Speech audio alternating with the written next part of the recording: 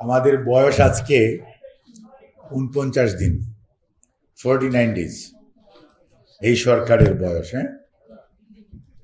এবং আমাদের মাননীয় প্রধানমন্ত্রী, বাংলাদেশ জাতীয়তাবাদী দলের চেয়ারম্যান জনাব তারেক রহমান, ওনার নেতৃত্বে একটি মন্ত্রী পরিষদ এবং উপদেষ্টা পরিষদ আছে, যারা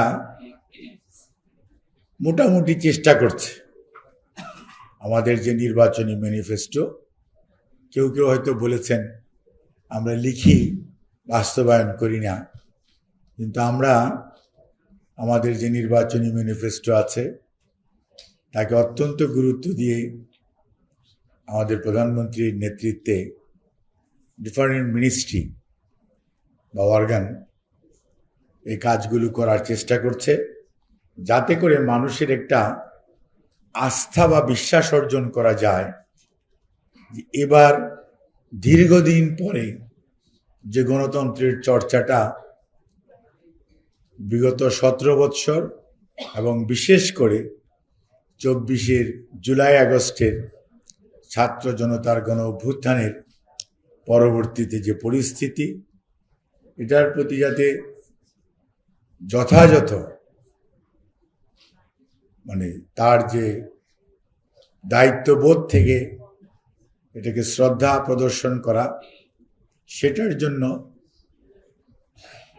এবারের নির্বাচিত যে সংসদ সদস্য এবং সরকার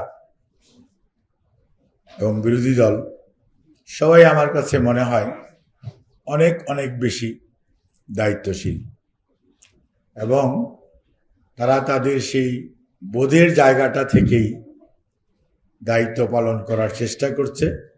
এবং আমরা প্রতিদিন ডে কাউন্ট করি, যেমন আজকে আমি বললাম 49, গতকাল কি কোথাও হয়তো বলেছি 48, কারণ আমরা জানি আমরা জনগণের সমর্থন আমাদেরকে দিয়েছে, সেবা করার সুযোগ দিয়েছে, আবার আমাদের জনগণের কাছে ফেরত যেতে হবে, কারণ আমাদেরকে ভোট কোনো প্রশাসক, কোনো আইন শৃঙ্খলা রক্ষাকারী বাহিনী অথবা রাত্রিবেলায় আমরা ভোটে নির্বাচিত অথবা দায়িত্বপ্রাপ্ত হইনি।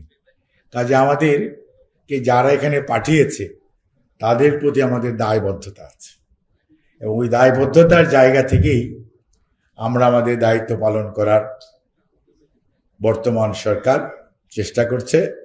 এবং আমার ধারণা বিরোধী দলও তাদের যে গতানুগতিক বিরোধিতা, এটার থেকে বের হয়ে এসে কিভাবে এটি ইনক্লুসিভ এবং মানুষের যে আকাঙ্ক্ষা, জন আকাঙ্ক্ষা, যে একটা ডেমোক্রেটিক এনভায়রনমেন্ট এবং মানুষের অর্থনৈতিকভাবে কিভাবে মানুষ স্বাবলম্বী হবে, এবং এই সমাজে শিশু এবং নারী, it includes nearly 84% of the whole population.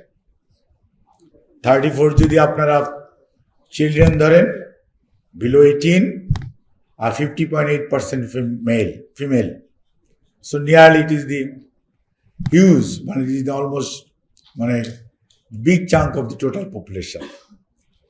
কাজেই এটিকে যদি অ্যাড্রেস করতে হয়, তাহলে সত্যিকার অর্থেই আজকের যে আপনাদের বিষয়বস্তু, নারী এবং শিশুর প্রতি আচরণগত দিক বলেন, দায়িত্ববোধ বলেন, নির্যাতন প্রতিরোধ বলেন, তাদেরকে সুনাগরিক হিসাবে গড়ে তোলা এবং নারীদেরকে পরিবেশ দেওয়া যাতে সমভাবে তার অধিকার সে প্রতিষ্ঠিতও করতে পারে, পরিচালিতও করতে পারে, এবং এটিকে উনি সত্যিকার অর্থে অ্যাসার্টিভলি ইউজ করতে পারে।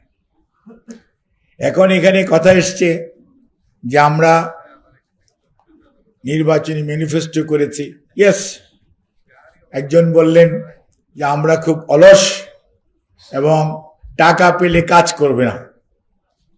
উনি হয়তো ইঙ্গিত করতে চেয়েছেন ফ্যামিলি কার্ড নিয়ে। সোশ্যাল সেফটি নেটের যে প্রোগ্রাম বাংলাদেশে এই মুহূর্তে 95টি প্রোগ্রাম প্রচলিত আছে, এবং 95টি কর্মসূচি যদি আপনারা খেয়াল করেন গ্রামে আপনারা কতটুকু, আপনাদের অনেক যোগাযোগ আছে। আমরাও আমার নির্বাচনী এলাকা এখান থেকে 265 কিলোমিটার দূরে, এই আপনার হোটেল লেকশোর থেকে, এবং খুবই একটি পিছিয়ে পড়া জনগোষ্ঠী নিয়ে আমি ওখান থেকে আমি উঠে এসেছি।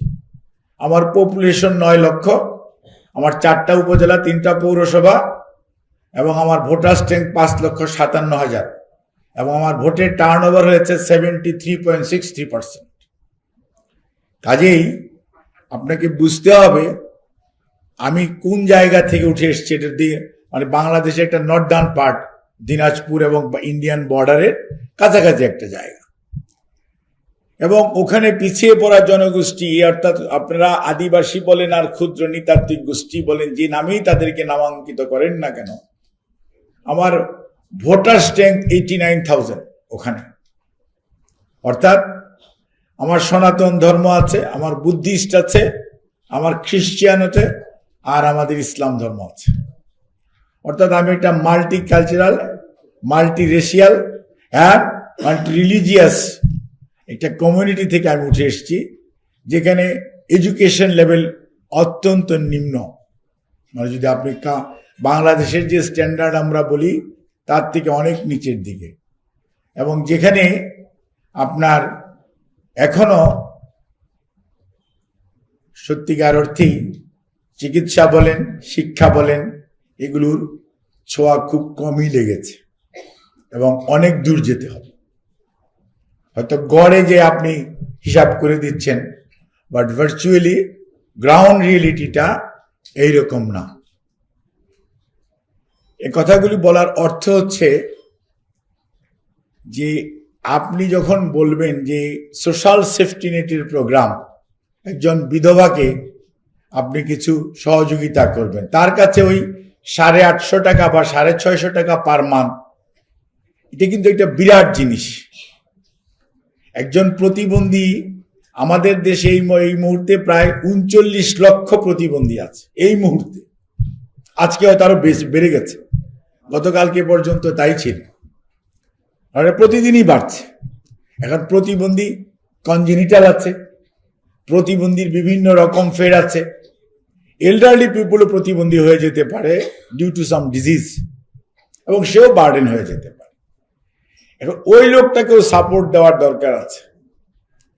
প্রেগনেন্ট উইমেন এএনসিএন পিএনসি প্রোগ্রামের জন্য, এবং ওই বাচ্চাটা, মায়ের পেটে বাচ্চাটাকে যদি আপনি সত্যিকার অর্থে নিউট্রিশনাল ভাবে অ্যাড্রেস না করেন, তো সে জন্মগতভাবেই একটা আপনারা বলছেন যে স্টান্টেড গ্রোথ, দেখলাম না আপনাদের স্লাইডের মধ্যে, দেখুন you need to address all this issue. খালি জন্ম নিলেই হলো না, তারপরে একটা সার্টেন পিরিয়ড পর্যন্ত তাকে সাপোর্ট করতে হবে, আদারওয়াইজ তো হবে না। এখন এটা 36 মাস পর্যন্ত গভর্নমেন্ট সাপোর্ট করতেছে। ফ্যামিলি কার্ডের মধ্যে আমরা কিন্তু ওখানে আমরা কি করি, আমাদের টার্গেটটা ছিল কি, যে নারীর ক্ষমতায়ন, এবং একটা ব্যক্তি নয়, একটা পরিবারকে উন্নয়নের একক হিসাবে আমরা গড়ে তোলা, এবং ওই ফ্যামিলিতে সবচেয়ে যে বয়োজ্যেষ্ঠ নারী, যিনি সিদ্ধান্ত গ্রহণে যাতে ওনার রোল প্লে করতে পারে। ওই যে আপা যেমন বললেন যে inheritance law is a big debate, আমি ওই ডিবেটে এখন যাব না, কারণ ওই ডিবেটের যেহেতু এটা জাতীয় বিতর্কের প্রয়োজন আছে, এবং এটা এককভাবে, এটা আমার বক্তব্য হচ্ছে ইউ রেইজ ইউর ভয়েস, তারপর আলোচনা হবে, জাতীয় ঐক্যমত হবে, then the question is coming, the what will be the law of inheritance. এখন যে জিনিসটা নিয়ে আলোচনা করছিলাম, এখন আপনাকে তো অ্যাড্রেস করতে হবে এটা।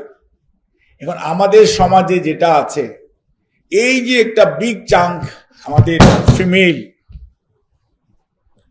পপুলেশন, এই পপুলেশনকে যদি আপনি এমপ্লয়মেন্টের কথা বলেন, এমপ্লয়মেন্ট তো দিতে হবে, আর আমাদের মেয়েরা সবচেয়ে বেশি কাজ করে। আমি একটা পুরুষ মানুষ, আমি সকালবেলা বাসা থেকে বের হয়ে চলে আসছি, কিন্তু আমি ঘুম থেকে ওঠার আগেই সে আমি কি খাবো না খাবো বা কিভাবে হব, আমার কি কাপড় পরে আসবো না আসবো, এভরিথিং করছে। ঘর বাড়ি সব কিছু সাজগোজ বাচ্চাদের সবকিছু করা, এবং তারপরেও সে হয়তো কোনো একটা প্রফেশনে যাচ্ছে।